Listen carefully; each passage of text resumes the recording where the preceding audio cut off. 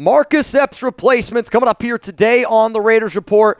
Heartbreaking news that we got over the week, which was that Epps is going to be done for the season with that ACL tear. So I'm going to be talking about some of the top replacements that the Raiders have currently on their roster. The top 5 guys that if I'm Antonio Pierce and I'm Patrick Graham, I'm going, I am expecting more out of you now that we lost Epps. And then at the very end of the show, I'm going to be looking at some top free agent replacements because there is one veteran player that the Raiders really need to reach out to. And I think after you hear today's show, you're going to go, yeah, the Raiders definitely need to reach out to that veteran Mitch was talking about. I do want to give a shout out to our sponsor, Panda Subs. If anybody's trying to get into better shape, I am right now drinking some nootropics. It's what I drink during the Raiders Live to just kind of lock me in. If you're a student trying to study, if you're a gamer late at night and you don't want to take any more caffeine, I do love the nootropics. Use code Raiders for 20% off at pandasubs.com. Those links are down in the comments and in the description of today's show. I know that replacing Marcus Epps is not going to be easy,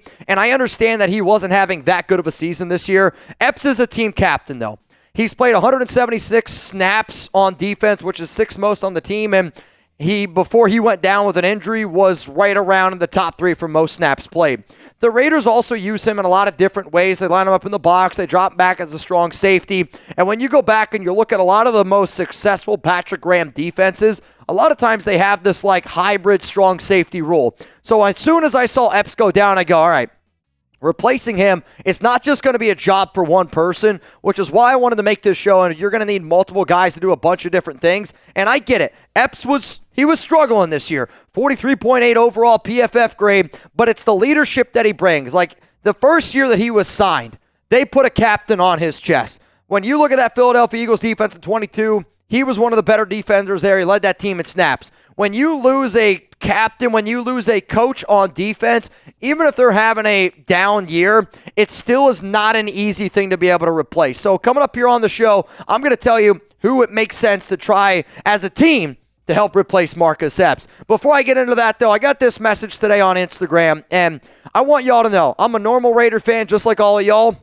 I know that I'm the one up here talking, but when the Raiders lose, I get frustrated too. And I received this message today from somebody that watches this show all the flipping time, and basically they were just saying, hey man, I appreciate everything you do. When I get a message like this, I have tough days too, and quite frankly, it helped me get through the day. So if you're a Raider fan and you appreciate what we do, hit that subscribe button. But I always say that this YouTube channel is a family. If this message doesn't prove to you that what we're doing here is a lot more than a normal YouTube channel, we are building a community, we're building a Raider Nation family, then hit that subscribe button, because I don't care if you're blood or not. You don't have to be blood to be family, and the nation proves that to me day in and day out. So you know who you are, real talk. I appreciate it, man. Let's go. Coming up here, Marcus Epps replacements that are already on the Raiders. We'll get to the free agents here in a little bit, but there's 5 names that are going to need to step it up to help replace Marcus Epps. The first name, not available to play in Week 4, can return in Week 5. It's the rookie Trey Taylor from Air Force, the Jim Thorpe Award winner. The Raiders are going to be expecting a little bit more out of him. I know that he's got an injury right now. He's on that short-term IR, but this is a player that I think when you hear a lot of people talk about him, very intelligent player, and I don't know if they're going to use him on the actual defense. They're probably going to try to ramp him up a little bit. Another player that I considered putting on this list was the Camryon Richardson, somebody else who's battling some injuries. But Trey Taylor's going to get some work. He's going to get some work probably in special teams. But because he's going to get work in special teams, the next guy coming up here is also just going to have to step it up from an overall depth perspective, and that's Chris Smith. Chris Smith, out of Georgia, was one of the leaders of that Georgia defense, and you know, he's not somebody who's going to make it super flashy from a defensive standpoint. He's somebody that's going to go out there and be a leader and set a tone. And I think when you watch how the Raiders played against the Carolina Panthers, if there's one thing that I'm never worried about with Chris Smith, it's effort. And effort is going to be something that I'm really going to be watching for Week 4 against Cleveland. Because if you get your ass kicked the way that you got your ass kicked against Carolina, and then you show up against Cleveland and you're not going to bring a lot of heart, I mean, that's really going to be a huge kick in the nuts here. To me, though, there's going to be a huge tear break. The next 3 players that I'm about to mention are going to be the 3 players that this Raiders defense relies on to help replace Marcus Epps. Number 3, it's Sam Webb. Now, if you're following along with the show, Sam Webb was put on the active 53-man roster. If you don't know that, well, then you should definitely subscribe. I already made a video about it. But Webb was promoted, and he's been an active. They promoted him from the practice squad the past 3 weeks. The reason why that I think that this is going to happen, though, is because Webb has that ability to play in the slot. And I could see the Raiders potentially using Sam Webb a little bit more in the slot. You continue to let Jack Jones out there on the outside. But again, this is going to be a team effort to help replace Epps. And if I'm the Raiders, I am going to use Sam Webb a little bit more in the slot. And then the players that are coming up here at 1 or 2, I'm going to use them in a few different ways. So here you go. Let me know down in the comments section. This is going to be the pinned comment on today's show, which means you're about to get hit with the YouTube ad break. While you're getting hit with that ad break, if you guys want to let me know what's been planned, because Jugs and I keep getting weird ads. Dude, I got one the other day. It was a woman, or it was this little thing licking a foot of a demon lady. She spit in the mouth of the creature, and then it blew up. Like, I don't know. It was the weirdest thing ever. Jugs and I have been getting weird ads. We want to know what ads you're getting. I got asked if I had ever been to, like, Camp Wahaso or something like that. I don't know what they're talking about, but apparently I can be a part of a settlement. All I know is this. Call 1-800-THIS. We want to know what ads you guys are getting. YouTube asked us, so we want to be able to give them information. We went off a little bit on a tangent. Name a player that needs to step up to replace Marcus Epps. Coming up here after this YouTube ad break, the top 2 players that need to do that. Nate Hobbs coming up here at number 2. The reason why that I said that Sam Webb could be an interesting guy you put in the slot, because I think you could see Nate Hobbs play a little bit of a hybrid role here at strong safety and a little bit of a hybrid role at slot corner. Hobbs is probably the most athletic player that we have on our defense, and multiple Raiders coaches have called him the key to this defense. And the Raiders have also used Hobbs before at strong safety. They've used him before at slot corner, at outside corner. And I could see the Raiders potentially going, all right, we're going to keep Trevon Mary in the back. We're going to keep on then bringing in Isaiah Pola-Mao. We'll talk about him in a second. But then when you kick Nate Hobbs potentially as that strong safety and you make him be like this player that like Jabril Peppers was a few seasons for Patrick Graham with the New York Giants, could be something to watch out for. But you put Sam Webb in the slot. You let Nate Hobbs be a strong safety. You let him just kind of be that hybrid player that they were using with Marcus Epps. I'm not saying it's something that they're going to do every time, but it's something that I guarantee you're going to see a little bit more common than what we've seen in the past out of Nate Hobbs in this Patrick Graham defense. But the number 1 player that needs to help the Raiders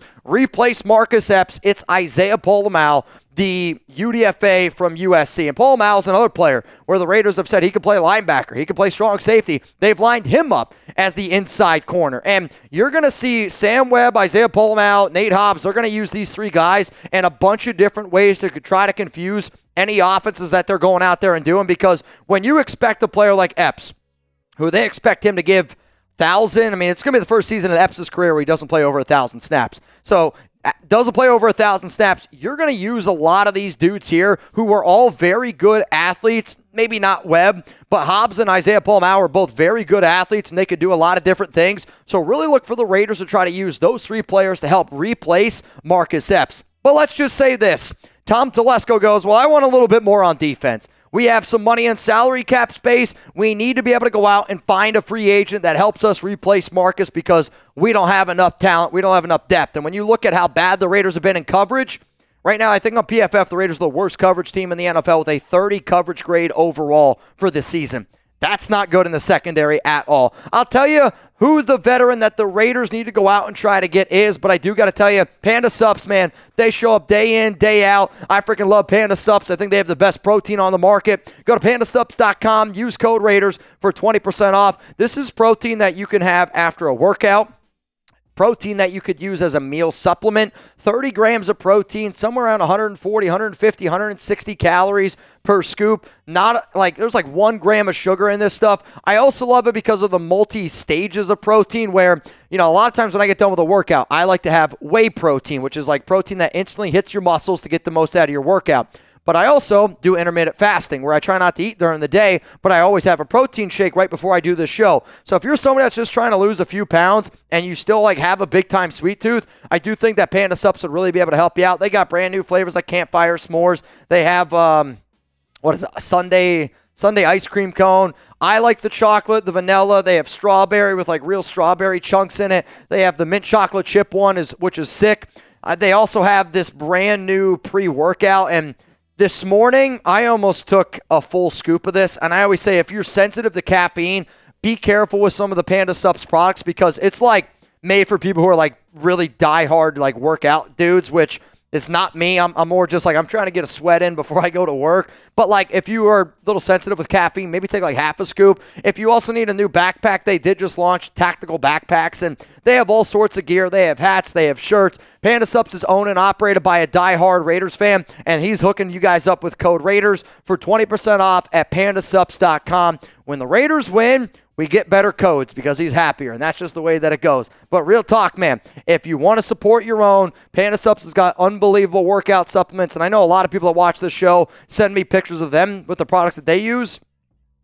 I haven't yet to be let down by any Panda Subs products. So again, pandasubs.com, code Raiders. Let's look at some of these Epps replacements now in free agency. The first name that I'm going to bring up here is Keanu Neal. And Neal spent last season with the Pittsburgh Steelers. And the reason why I'm going to put Keanu Neal up here is because I do think it's a cheap target to look at. In 2023, he had 50 tackles, an interception, 2 pass breakups. The other reason why I do think that that's an important thing to say is because the Raiders' current safeties coach, Gerald Alexander, was with the Pittsburgh Steelers last season. So I think when you look at somebody of like, all right, like, is there a relationship? Can they get ready to go right away? I would look at the coaching performances, coaching like relationships that they have, and Keanu Neal is a name that I'll throw out there. Let's go to number 4 here. It's Adrian Amos, and Amos has got a good relationship with Champ Kelly and some of these former Bears guys that we have in our locker room, I guess, if you will. 28 tackles last season. Reminder, it is going into week 4. If you're going to sign a player and you need them to be able to go right away, you kind of want somebody that's got a little bit of experience. Amos has spent a lot of time in the NFC North,